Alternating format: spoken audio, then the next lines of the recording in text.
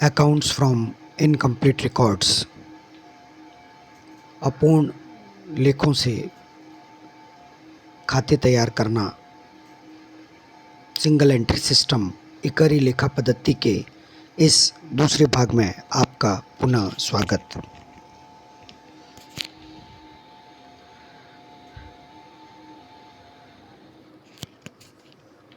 In this lecture we are going to learn conversion into double entry. इस भाग में हम सीखने जा रहे हैं किस प्रकार इकरी लेखा पद्धति को दोहरा लेखा पद्धति में परिवर्तित करते हैं। If the books are maintained on single entry basis, यदि पुस्तकें इकरी लेखा पद्धति पर रखी गई है, they can be converted into double entry basis, उनको दोहरा लेखा पद्धति में परिवर्तित किया जा सकता है, but with good deal of effort, परंतु थोड़ी मेहनत के साथ। Assuming that accounts of cash, bank, customers and suppliers have been maintained, यह कार्य यह मानते हुए किया जाता है कि रोकड़, बैंक, ग्राहकों और माल के आपूर्तिकर्ताओं के खाते संधारित किए गए हैं। The following steps will be necessary, इसके लिए जिन कदमों को उठाना पड़ेगा, आवश्यक कदमों को, वो इस प्रकार है। Number 1, take the statement of affairs at the end of previous year, गत वर्ष के अंत का स्थिति विवरण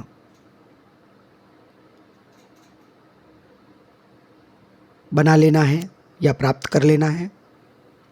ओपन ऑल द अकाउंट्स, सभी खातों को खोल दीजिए, एक्सेप्ट दोज ऑलरेडी ओपन, उनको छोड़कर जो पहले से खुले हुए हैं, विथ प्रॉपर बैलेंसेज, उनके उचित शेषों को लिखते हुए।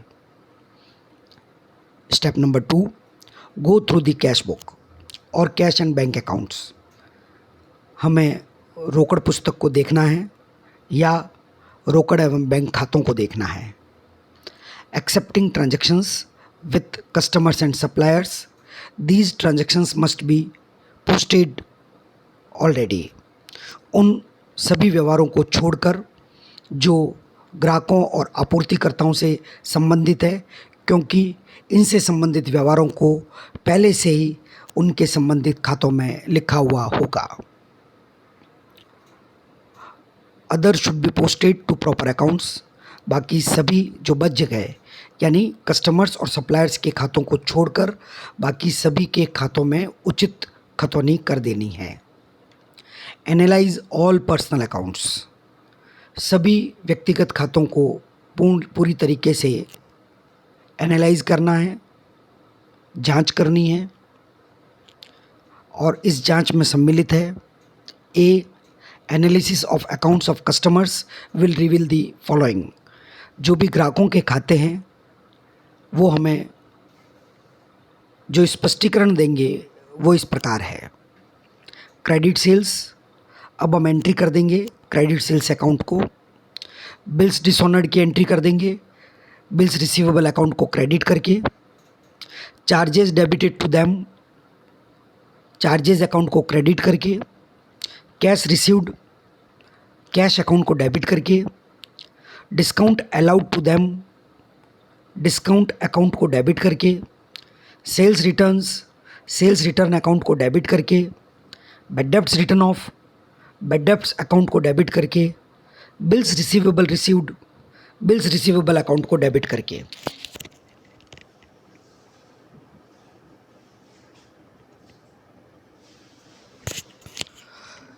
इसके बी पार्ट में इसी प्रकार से जब हम सप्लायर्स के अकाउंट को एनालाइज करेंगे तो हमें जो प्राप्त होगा और हमें उसका क्या करना है। क्रेडिट परचेजेज जब ज्ञात होगी तो हम परचेज अकाउंट को डेबिट करेंगे। बिल्स पेबल डिसऑनर्ड होने पर बिल्स रिसीवेबल अकाउंट को डेबिट करेंगे।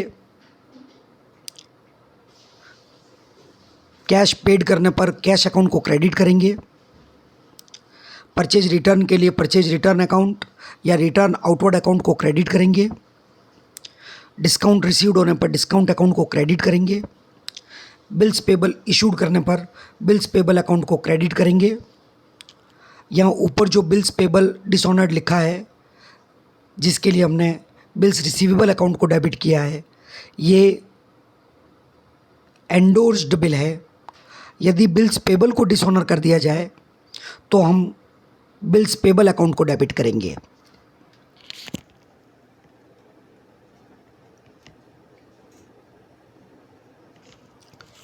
How to go through the waste book, रद्दी पुस्तक को कैसे देखें, and see if any transaction still remains to be recorded, और उसमें यह ज्ञात करना है कि क्या कोई व्यवहार अभी भी रिकॉर्ड होने से रह तो नहीं गया। We will go through the waste book and see if any transaction still remains to be recorded. हमें ध्यानपूर्वक रफ पुस्तक को, रद्दी पुस्तक को देखना है, और अगर कोई भी व्यवहार रिकॉर्ड होने से रह गया है, फॉर इंस्टेंस, उदाहरण के लिए, इंटरेस्ट में बी ड्यू ऑन लोन, हो सकता है ऋण पर ब्याज चुकाना बकाया हो। The entry to be passed is interest account debit to loan creditor, तब उस केस में हमको एक प्रविष्टि पास करनी पड़ेगी। इंटरेस्ट हमारा व्यय है, उसे डेबिट करेंगे, और लोन क्रेडिटर को चुकाना है, इसलिए उसको क्रेडिट किया जाएगा। ऐसे कई और व्यवहार भी हो सकते हैं। उदाहरण के लिए, डेप्रिसिएशन चार्ज करना रह गया हो, कोई वेतन बकाया हो, कोई कमीशन प्राप्त करना बकाया हो, यानी समायोजन से संबंधित कुछ प्रविष्टियां बाकी रह सकती है।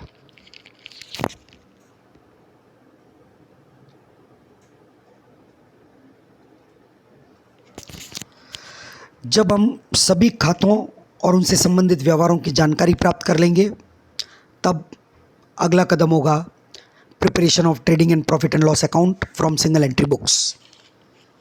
व्यापार एवं लाभ आदि खाते का निर्माण करना इकरी लेखा पद्धति से संधारित की गई पुस्तकों से, लेखों से। If single entry books have been converted into double entry books, यदि इकरी लेखा पद्धति से रखी गई पुस्तकों को दोहरा लेखा पद्धति में परिवर्तित कर दिया गया है, a trial balance can then be taken out, फिर उसके पश्चात हम एक तलपट बना सकते हैं। फ्रॉम द ट्रायल बैलेंस, तलपट से, final accounts can be easily prepared, अंतिम खाते आसानी से बनाए जा सकते हैं। However, a shortcut is also possible, एक छोटा रास्ता भी संभव है। This shortcut will be available only of the summary of cash transactions is prepared. यह छोटा रास्ता तभी संभव है जब रोकड़ के सभी व्यवहारों का एक सारांश बना लिया जाए।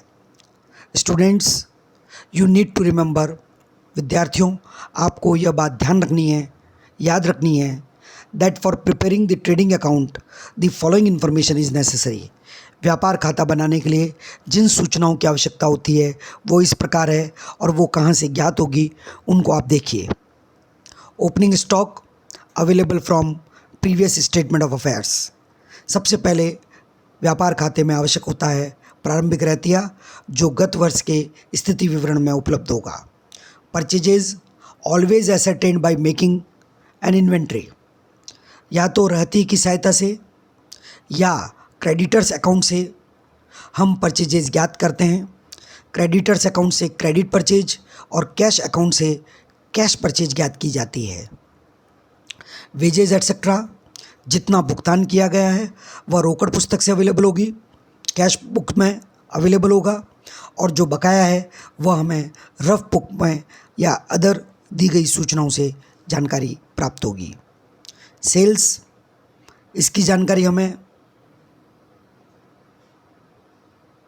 ग्राहकों के खातों से, प्राय उधार विक्रय जो की जाती है, और नगद विक्रय की जानकारी रोकड़ पुस्तक से उपलब्ध हो जाएगी।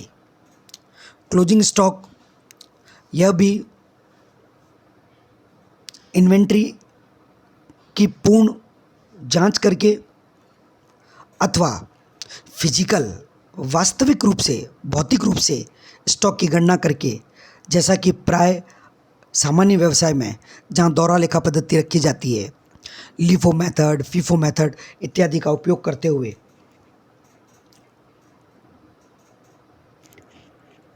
इसकी जानकारी प्राप्त की जाएगी।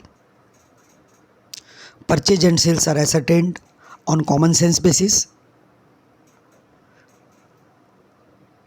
If I owe rupees 500 to the grocer on 1st April, pay him rupees 900 during the month and still owe him rupees 400.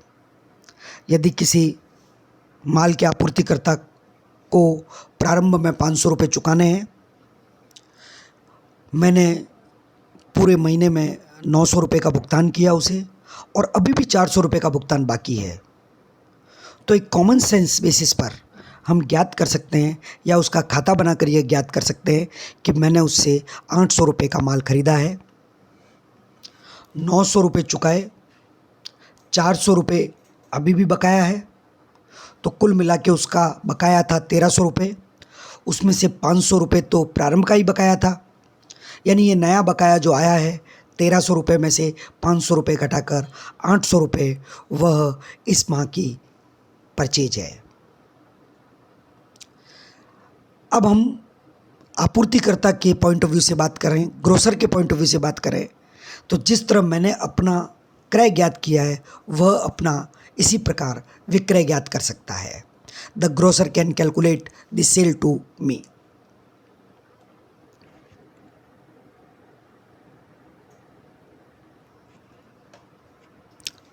आइए अब हम मिसिंग वैल्यूज़ को कैसे ज्ञात करते हैं। In business firms, credit purchase and credit sales are found by preparing accounts of total creditors and total debtors. किसी भी व्यवसाय में उधार विक्रय और उधार क्रय कुल लेनदार और कुल देनदारों के खातों से ज्ञात किया जाता है। आइए अब हम एक क्रेडिटर्स अकाउंट को देखने का प्रयास करते हैं। हमें गत वर्ष से सूचना मिली है ओपनिंग बैलेंस की। बाई बैलेंस यहाँ CD गलत लिख दिया गया है, ब्रॉड डाउन होना चाहिए या ब्रॉड फॉरवर्ड होना चाहिए। Given as per previous statement of affairs 9000। अभी हम बाई क्रेडिट परचेज को नहीं देखेंगे, यह हमें ज्ञात करना है। टू कैश बुक को देखकर पूरे वर्ष भर में हमने क्रेडिटर्स को कितना भुगतान किया है, मान लीजिए 43,000 रुपये। टू डिस्काउंट, जो एनालिसिस हम करते हैं उससे हमें ज्ञात होगा कि हमें उस अवधि में कितना डिस्काउंट क्रेडिटर्स ने दिया था, कितना हमने उनको माल वापस लौटाया 1100 रुपीज़। और क्लोजिंग बैलेंस, जो eight the end of the year creditors की हम शेड्यूल बनाएंगे कि कितना भुगतान करना अभी भी बाकी है, 8,500 रुपये मान लीजिए। तो ये टोटल आती है 53,400। इसमें से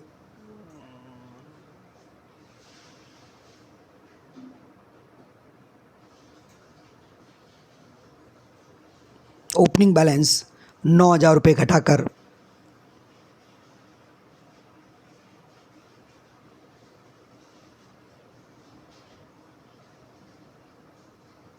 यहाँ टोटल में कुछ मिस्टेक हो गई लगती है, ये 44,400 होना चाहिए।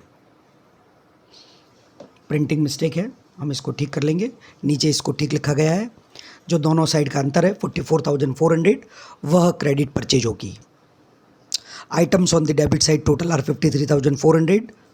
Out of this, rupees 9,000 is the opening balance. Therefore, the balancing figure of 44,400 must be credit purchase.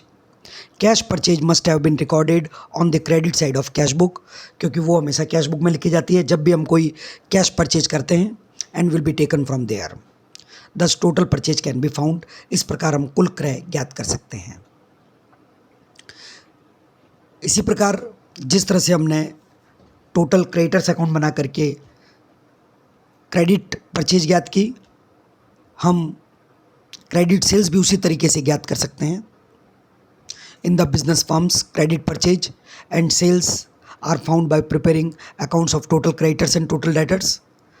फिर हम एक और उदाहरण लेते हैं। 1 जनवरी 2020 को 15,600 रुपये के डेटर्स हैं। During the year cash receive किया हमने डेटर से 68,200।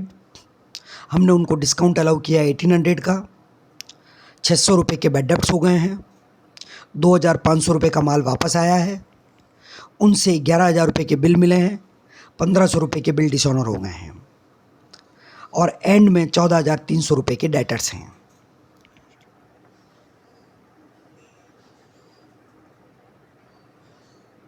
ये सारी सूचनाएं इस प्रकार है। एक बार आप इनका पुनः अवलोकन कर लीजिए।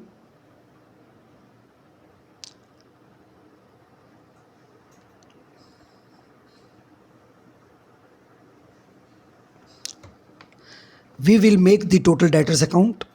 The debit side will be short and thus the balancing figure will be credit sales. यानी हम डेटर्स अकाउंट बनाएंगे और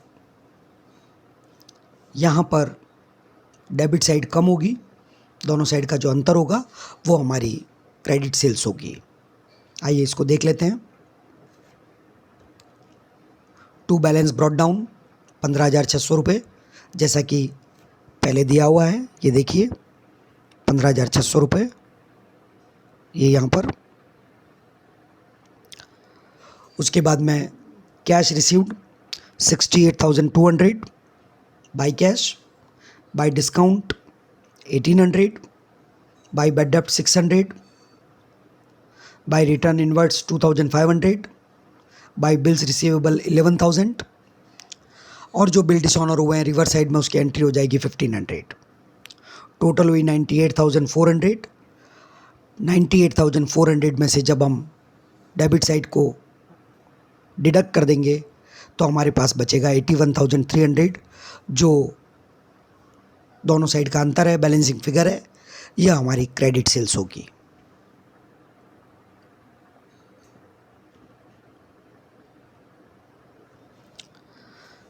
ये सारा हमने सीखा है। जो भी मिसिंग वैल्यूज़ है ट्रेडिंग अकाउंट और P&L अकाउंट बनाने के लिए, उनको ज्ञात करने के लिए कैसे हम cash purchase, credit purchase, cash sales, credit sales ज्ञात करते हैं। एक बार पुनः देख लेते हैं। Cash sale will be given on the debit side of cash book. Cash book की डेबिट साइड में कैश सेल दी हुई होगी। Credit sales plus cash sales will give you total sales. जब रोकड़ और उधार विक्रय दोनों ज्ञात हो जाएगा तो उनसे हमें टोटल विक्रय मिल जाएगा, कुल विक्रय मिल जाएगा। Examination of the credit side of the cash book will also reveal wages, carriages inward etc. Cash book को जब हम एनालाइज करेंगे तो हमें कितना मजदूरी का भुगतान किया गया है, कितना आवक भाड़ा चुकाया गया है, और ये सब हम ट्रेडिंग अकाउंट के डेबिट साइड में लिख देंगे। Thus all information to prepare trading account becomes available. व्यापार खाते को बनाने के लिए जितनी भी सूचनाएं चाहिए वो हम ज्ञात कर लेंगे। And gross profit will be ascertained, जिससे हमें सकल लाभ ज्ञात हो जाएगा। This is put on the credit side of the profit and loss account. यह हम प्रॉफिट एंड लॉस अकाउंट के क्रेडिट साइड में हस्तांतरित कर देते हैं। Credit side of the cash book reveals expenses. शेष बचे हुए सभी खर्चे कैश बुक की क्रेडिट साइड से ज्ञात करेंगे। These expenses after proper adjustments, उचित समायोजनों के पश्चात इन व्ययों को फॉर एक्सपेंसेस प्रीपेड और आउटस्टैंडिंग, यानी समायोजन जो होते हैं वो या तो प्रीपेड यानी एडवांस में किया गया भुगतान या आउटस्टैंडिंग बकाया होते हैं, will be debited to the profit and loss account. समायोजन के पश्चात उन सभी व्ययों को लाभ हानि खाते के डेबिट साइड में लिख देंगे। Debit side of the cash book will reveal incomes. यदि कोई आय हुई है तो वह कैश बुक की डेबिट साइड में लिखी हुई होगी। Such as sale of old newspaper, जैसे पुराने रद्दी न्यूज़पेपर बेचे गए हों और उनसे कोई राशि प्राप्त हुई हो। This will be put on the credit side of the profit and loss account. इन सभी को लाभ हानि खाते के क्रेडिट साइड में लिख देंगे। The profit and loss account should also be debited with any depreciation. यदि कोई भी मूल्यह्रास लगाना हो तो वो भी P&L अकाउंट की डेबिट साइड में लिखा जाएगा। Thus नेट प्रॉफिट और loss can be obtained, ascertained. शुद्ध लाभ और हानि ज्ञात की जा सकती है इस प्रकार से। That will be transferred to capital account, उसे पूंजी खाते में हस्तांतरित कर दिया जाएगा।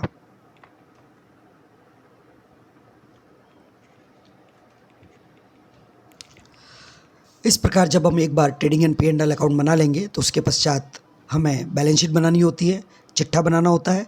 चिट्ठे को बनाने के लिए हम बात करेंगे इकरी लेखा पद्धति के तीसरे भाग में, और उसी में हम ट्रेडिंग एंड P&L अकाउंट और बैलेंस शीट बनाने के कुछ उदाहरण भी देखेंगे। धन्यवाद।